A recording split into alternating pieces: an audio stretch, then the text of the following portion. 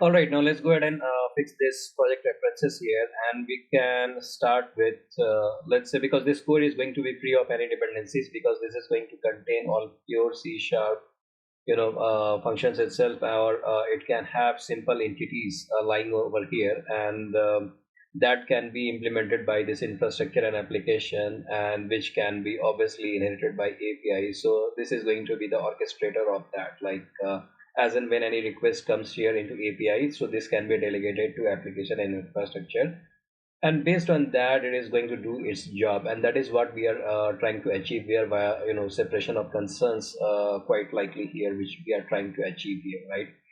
And let's get started with that. And what I'm going to touch upon with that, like, let's start with this application which is going to have the reference of we are going to add reference, and let's take this movie score itself, and certainly this should be fine. If you see the project, and this is referencing fine, so this is fine. And now the next bit of this is infrastructure, which is going to have your reference of your application itself, and that's what it is going to implement that, right? So, and even this is going to have this. So now the project should have been associated here. You see this now, application is having this infrastructure is having this application, and application is inherently having this code, and that is how it is implemented, right? And now what we are going to have is, like in movies API, what we are going to have is,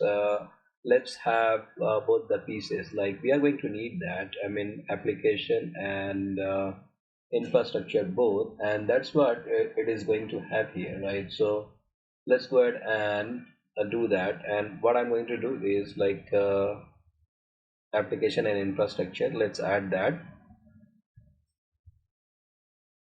and that should be added over here. And if you just see these projects here, so if you see movies application and movies infrastructure, all are added correctly.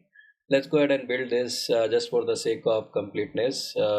There should not be any build issue, just to make sure.